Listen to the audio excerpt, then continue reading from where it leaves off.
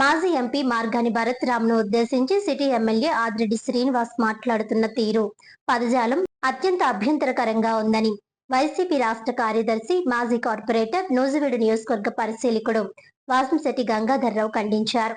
స్థానిక కంబాల చెరువు mega function హాల్లో గురువారం నిర్వహించిన మీడియా సమావేశంలో ఆయన మాట్లాడుతూ మాజీ ఎంపీని ఏకవచనంతో సంబోధించడం, అవమానకర హావభావాలతో మాట్లాడడం రాజకీయ సంస్కృతికి విరుద్ధమని అన్నారు.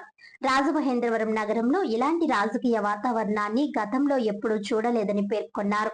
Morampudi flyover, VL Puram multipurpose stadium, విమానాశ్రయం, రైల్వే స్టేషన్ అభివృద్ధి, రివర్ ఫ్రంట్, బీసీ భవన్ వంటి ప్రాజెక్టులకు అవసరమైన నిధులను మార్గాని భరత్ రామ్ కేంద్ర ప్రభుత్వ సహకారంతో తీసుకువచ్చారని తెలిపారు.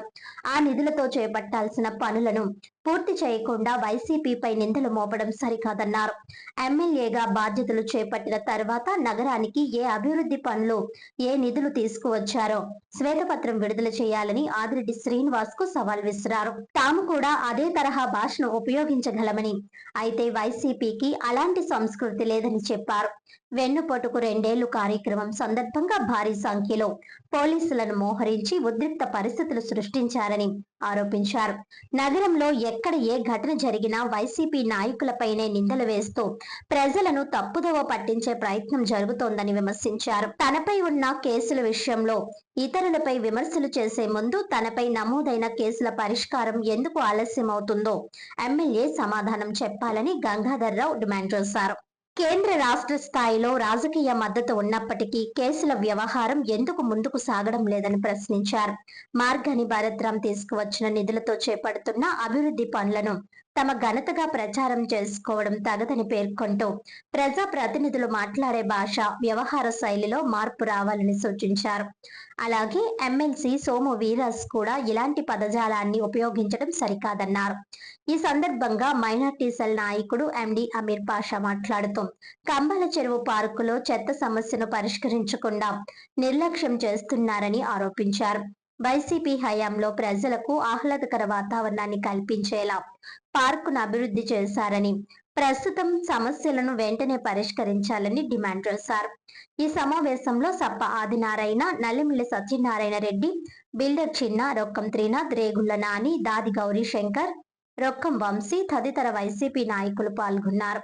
పగలగొట్టే శిలాఫలకాలను పగలగొట్టేయడం, రోడ్ల మీద ప్యాచ్ వర్క్స్ చేసుకుంటాం, ఇదే మీరు చేస్తున్నది. ఈ రోజు వరకు ఏదైతే ఇవాళ పుష్కరాలు వస్తున్నాయో ఆ పుష్కరాలకు సంబంధించినటువంటి గ్రాంట్స్ని ఎక్కడ తీసుకొచ్చి పెట్టారో చెప్పండి ఒకసారి. ఎంత శాంక్షన్ అయిందో చెప్పండి ఒకసారి. చాలా అడౌట్ చేస్తారు కదా. నిన్న మొన్న రాజమండ్రి అంతా కూడా కల్తీ ఇదైపోయింది. ఏది దీనికి పేపర్ మిల్కి సంబంధించినటువంటి దీని మీద కూడా చాలా పెద్ద ఎత్తున మన పవన్ కళ్యాణ్ చెప్తానండి చాలా క్లియర్గా. ఆ రోజున పేపర్ మిల్కి లగూన్స్ ఇచ్చినది అప్పుడు తెలుగుదేశం పార్టీ. ఆ రోజు ఇచ్చినటువంటి లగూన్స్ మీ వల్లే. ఈ తెలుగుదేశం పార్టీ ఇచ్చినటువంటి లగూన్స్ మీరు ఆ పేపర్ మిల్కి వాళ్ళ యొక్క వ్యర్థాలన్నీ కూడా ఆ లగూన్స్లోకి వెళ్ళేటట్లు, ఆ లగూన్స్ నుంచి గోదావరిలోకి వెళ్ళేటట్టు చేసేటువంటి దీన్ని అనుమతించింది మీరు. మేము మర్చిపోలా. మేము అన్నీ వన్ బై వన్ అన్నీ చెప్తూ ఉంటాం. మీరు ఎక్కడ మర్చిపోలేదండి. బుచ్చే చౌదరి గారి హయాంలోనే జరిగింది అది. ఇవాళ మీరు మళ్ళీ దీన్ని దాని మీద మళ్ళీ ఏదో మాట్లాడతారు. ఇవన్నీ పక్కన పెడితే 50 మంది వచ్చేసారు, లేకపోతే ఈ రోజున 50, దానికి దీనికి ఉన్న డిఫరెన్స్ని చెప్పాం.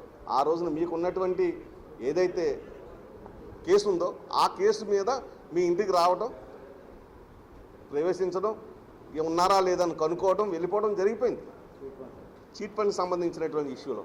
అలాగే మరి మొన్న జరిగినటువంటి కోటకమ్మ దగ్గర జరిగినటువంటి ఇష్యూలో 175 నియోజకవర్గాల్లో రాజమండ్రి నియోజకవర్గానికి ఇన్ని వందల మందిని పోలీసులను పెట్టి చేయించింది మీరు కదా. ఎందుకు దానికి దీనికి ఇచ్చేస్తే మీరు కక్షపూరితమైన రాజకీయం చేయాలని ప్రయత్నిస్తున్నారు కాదు, చేస్తున్నారు. ఎవరు కొట్టుకున్నా అది వైసీపీకి ఉండాలి, ఎవరు తన్నుకున్నా వైసీపీకి ఉండాలి, ఎవరు ఎక్కడికి వెళ్ళిపోయినా వైసీపీ. ముద్ర వేసేసి మీరు చేసినంత మాత్రాన్ని ఏమీ ఇదైపోదు. ఇవాళ ప్రెస్ మీట్ పెట్టేసి మీరు చెప్పినంత మాత్రాన్ని నమ్మే పరిస్థితుల్లో రాజమండ్రి ప్రజలు లేరు. వాస్తవాలు చూపించి, ఇవన్నీ కూడా దాఖలాలు చూపించి, ఈ దస్త్రాలు చూపించి, ఇగో నేను ఇవాళ ఇది చేశాను, ఈ రోడ్లు నేను వైండింగ్ చేశాను, ఇది కట్టాను, ఇది చేశానని చెప్పి మార్గాని భరత్ రామ్ గారు చెప్తుంటే అందరూ ఇవాళ చూస్తున్నారు. రాజమండ్రి వచ్చి చూసి దాని మీద స్పందిస్తున్నారు. ఇవాళ ఇవన్నీ కూడా డెవలప్మెంట్స్లో ఉన్నాయి. కానీ ఆ రోజునే పగలు కొట్టేశారు. తీసుకొచ్చి అక్కడ శాంక్షన్ చేసినటువంటి పరిస్థితిని కాకుండా వేరే ఎలుగెత్తి పెద్ద పెద్ద అయిపోతుంది. ఇది వాస్తవం కదా. దీనికి సమాధానం చెప్పే పరిస్థితిలో మీరున్నారా? మరి చాలా సీనియర్ నాయకుడు, చాలా పెద్ద మనిషి అని చెప్పుకునేటువంటి పరిస్థితి ఉంటే ఇవాళ ఆయన మాట్లాడిన మాటలు చూస్తే గంగబెర్రలు ఎత్తుకొచ్చింది. సంబంధం లేని మాటలు. ఇదంతా మేమే చేసాం, మేమే చెందాం, బీజేపీ ప్రభుత్వం మాకు గ్రాంట్ ఇచ్చింది, లేకపోతే చేశారు. ఇంతవరకు బాగానే ఉంది. అక్కడ కూడా ఇన్ని ఏకవచనంతో మాట్లాడటం ఎంతవరకు సమంజసం సోమవీర్రాజు గారు? ఇవాళ మీరు ఒక గౌరవప్రదంగా ఒక ఎమ్మెల్సీ చేశారు, మళ్ళీ రెండోసారి ఎమ్మెల్సీ చేశారు. మధ్యలో మీరు మాట్లాడిన మాట తీరైతే బాగోలా. అసలు ఎందుకు మీరు ఇలా పరకాయ ప్రవేశాలు ఎందుకు చేస్తున్నారు? మీరు వాస్తవాలు మాట్లాడుకుందాం రండి. రికార్డెడ్గా మేము చూపించడానికి సిద్ధంగా ఉన్నాం. రైట్. పార్క్ ఇవ్వడం ఎలాగైపోయింది చెత్తా చెదారం నేను ముందుగానే చెప్తా ఉన్నా. దాని మీద డబ్బు పెట్టడం, దాని మీద డబ్బుని పెట్టి దాన్ని డెవలప్ చేయడం అన్నది ఒక వేస్ట్గా అంటే వ్యర్థ ప్రయాసంగా మాట్లాడారు సార్. ప్రతి పని వ్యర్థ ప్రయాసం ఏమీ కాదు. ఒక తరం తర్వాత మరొక తరం మార్చాలి అనే సిద్ధాంతంలో నడవడంలోనే డెవలప్మెంట్ అంటారు. ఈ గంపాల చెరువు యొక్క చరిత్ర రాజమండ్రిలో ప్రతి వ్యక్తికి తెలిసిందే.